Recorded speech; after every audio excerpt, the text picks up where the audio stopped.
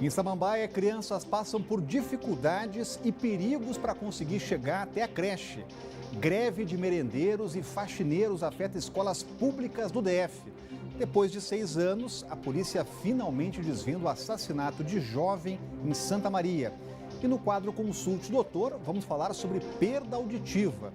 Olá, eu sou Rodrigo Orengo e começa agora o Band Cidade, primeira edição.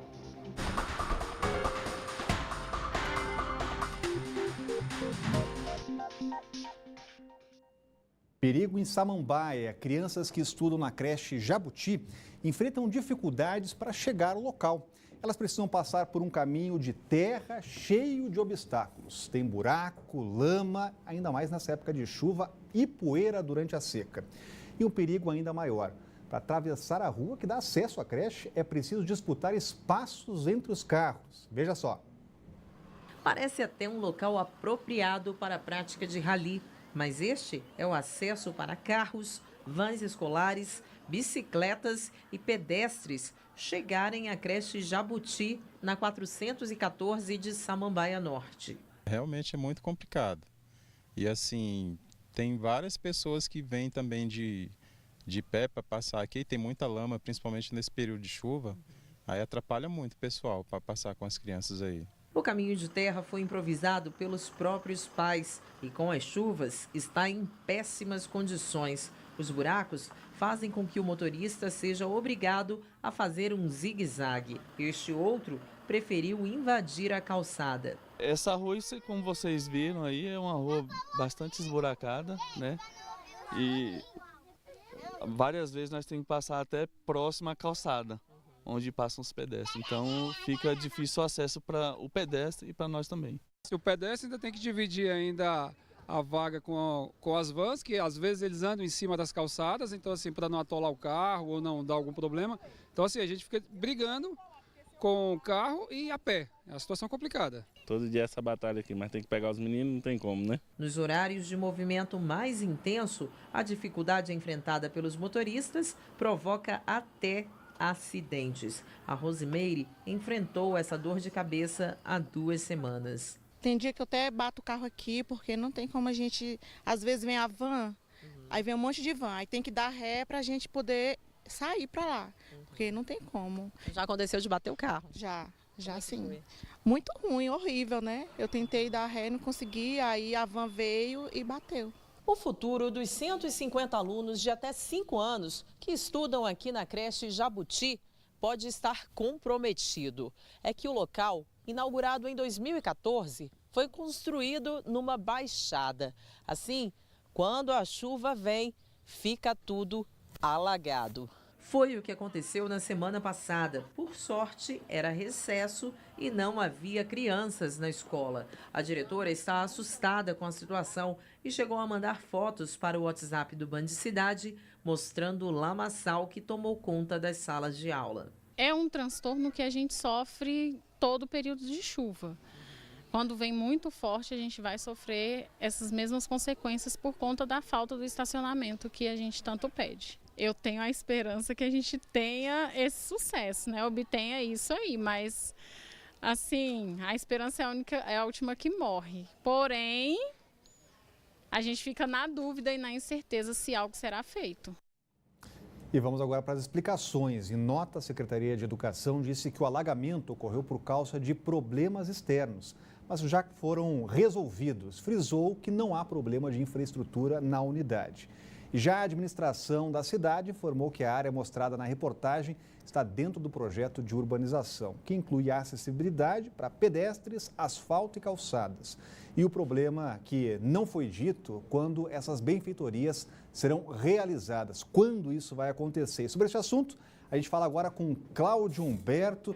O que dizer dessa resposta das autoridades, hein, Cláudio? Boa tarde. Pois é, seria uma piada se não fosse trágico, né? A Secretaria de Educação dizer que o problema do alagamento lá na creche foi provocado por fatores externos. Claro, chuva, não é? Eles nem sequer se deram conta da necessidade de resolver o problema da lama, né? Da falta de pavimentação e drenagem, tanta coisa que cabe ao poder público realizar e não fez. Esses incompetentes da Secretaria da Educação merecem o destino que tiveram, né? o desempenho deles na Secretaria de Educação, como o desempenho dele lá na administração regional de Samambaia, foi o que acabou determinando a repulsa do eleitor nas urnas. Bem feito. Vamos falar de coisa boa, porque faltando mais de um mês para o Natal, já tem morador com a casa toda decorada, os shoppings e comércios também estão em clima de festa, mas a montagem dos enfeites natalinos requer alguns cuidados. A Defesa Civil começou uma operação para orientar e vistoriar as instalações iluminosas. Enfeites e luzes de Natal não faltam por aqui, na casa do Papai Noel na M-Norte. Já são 17 anos consecutivos que o seu Antônio decora a casa e abre as portas para os visitantes. Para fazer esse espetáculo todo, esse ano ele vai usar cerca de 120 mil luzes. Hoje também está muito avançado, né? Em vez de usar aqueles pisca comum, a gente sugere que use LED, além da economia ser bem maior, o risco é menor, porque tem mais segurança e dá mais proteção. Tanta iluminação requer alguns cuidados. A Defesa Civil veio até aqui para ver de perto se o seu Antônio está com a instalação elétrica em dia e aproveitou para dar algumas orientações. Evitar esse tipo de conector. Primeiramente, é uma régua que não tem nenhum tipo de identificação, não tem o nome do fabricante, e é a pessoa que coloca aqui vários equipamentos e conectores numa mesma régua, o que é extremamente proibido.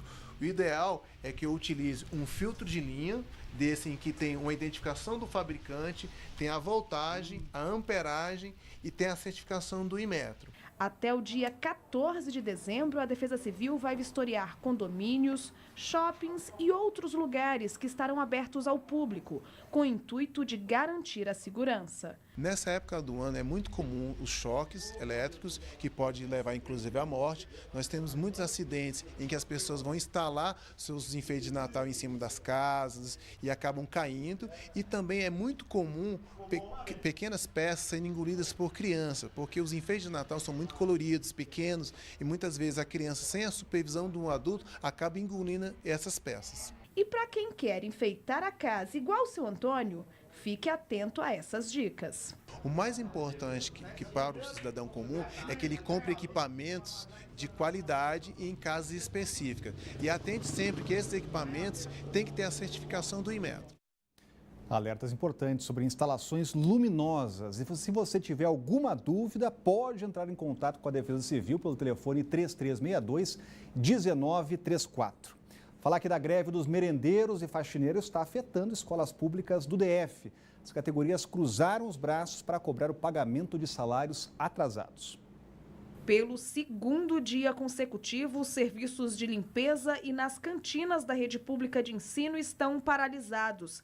Cerca de 4.100 trabalhadores terceirizados entraram em greve em protesto pelos atrasos dos salários e do ticket alimentação. Segundo o Sindiserviços DF, sindicato que representa a categoria, o pagamento de outubro até hoje não foi depositado na conta dos servidores. Na semana passada, os diretores do sindicato participaram de uma audiência no Ministério Público do Trabalho, mas não houve acordo. As empresas alegaram não ter recebido da Secretaria de Educação as parcelas contratuais e, por isso, não têm condições de quitar a dívida com os empregados. Enquanto o impasse não é solucionado, as escolas têm funcionado com 30% dos trabalhadores. Em nota, a Secretaria de Educação informou que os pagamentos das empresas em relação a outubro será feito no próximo ou nos próximos dias. Esclareceu ainda que as escolas que reduziram o horário de aula durante os dias de paralisação devem fazer a reposição das horas não cumpridas. Falar aqui do presidente eleito Jair Bolsonaro, que está em Brasília hoje e anunciou que vai manter Wagner Rosário como ministro da Controladoria Geral da União. Rosário comanda o Ministério da Transparência e a CGU desde junho de 2017. Os detalhes estão chegando ao vivo com a Renata Dourado. Muito boa tarde, Renata. Rodrigo, seja bem-vindo. Que férias longas, hein?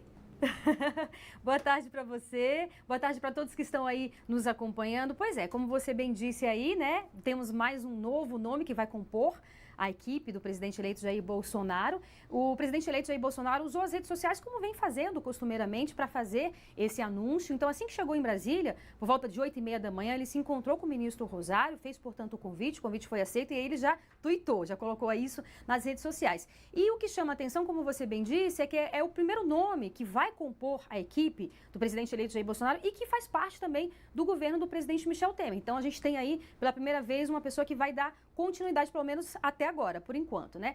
Agora, neste momento, o presidente eleito Jair Bolsonaro, ele está lá no CCBB, Centro Cultural Banco do Brasil, onde foi toda montada uma estrutura para a equipe de transição. Então, os nomes de futuros ministros e pessoas que fazem parte também dessa equipe estão lá. Ele está lá em reuniões, inclusive com Onyx Lorenzoni, que coordena essa equipe de transição. O futuro ministro-chefe da Casa Civil, à tarde, o presidente eleito Jair Bolsonaro tem encontros com autoridades, entre elas com a própria Procuradora-Geral da República, Raquel Dodge, o ministro do Tribunal de Contas da União também. Então, ele costuma fazer isso, né? Quando vem a Brasília, é a terceira vez que ele vem a Brasília, depois de eleito, e se encontra, claro, com autoridades. Já se encontrou com o presidente Michel Temer anteriormente, em outras vezes, com o presidente do Supremo Tribunal Federal, para fazer esse intercâmbio, essa conexão com essas autoridades. O presidente eleito Jair Bolsonaro permanece aqui em Brasília, desta vez até quinta-feira. Então, na sexta, ele vai para São Paulo. Na quinta-feira, ele vai participar de um casamento aqui em Brasília. O casamento do futuro ministro-chefe da Casa Civil, Onyx Lorenzoni. Portanto, quinta-feira à noite ele participa desse casamento e na sexta embarca para São Paulo. Ontem, ele vem costumeiramente falando com a imprensa, que fica ali, claro, fazendo aquela campana em frente à casa dele, e ele falou sobre a possibilidade de privatizar parte da Petrobras. Ele falou que está sendo estudado, está sendo analisado, mas que é algo muito sério, obviamente, para bater o martelo agora. E ontem ele falou sobre isso. Nós separamos um trecho dessa entrevista. Vamos ouvir. Alguma coisa você pode privatizar, não toda, tá certo? É uma empresa estratégica e nós estamos conversando sobre isso aí. Existe essa possibilidade? Eu estou conversando com ele. Eu não sou uma pessoa inflexível, mas nós temos que, com muita responsabilidade, levar avante um plano como esse aí. Cláudio Humberto, definições importantes aí para o futuro governo. Exatamente. É uma boa escolha do presidente Jair Bolsonaro a manutenção do ministro da Transparência e da CGU no cargo. O Wagner Rosário, ele é um jovem ministro, muito jovem mesmo, mas também experiente nesse tipo de atuação. Ele tem especialista em combate à corrupção, ele tem mestrado, ele realmente é muito qualificado para a função e já vinha exercendo o cargo no governo de Michel Temer. Ele também tem experiência na área militar, isso foi também, com toda certeza, determinante na escolha dele. Ele fez a Academia Militar das Agulhas Negras, onde também se formou o presidente eleito Jair Bolsonaro e outros figurões aí do governo, como é o caso do general Augusto Heleno. Tendo sido oficial do Exército, ainda mais com o currículo que tem de especialista no combate à corrupção, enfim, ficou fácil a opção pelo ministro para ele continuar no cargo. Mas a CGU deve perder status de ministério, deve voltar a ser o que era antes, uma Controladoria Geral da União. E a seguir, no quadro Consulte o Doutor, vamos falar sobre perda auditiva. E o Band Cidade volta já.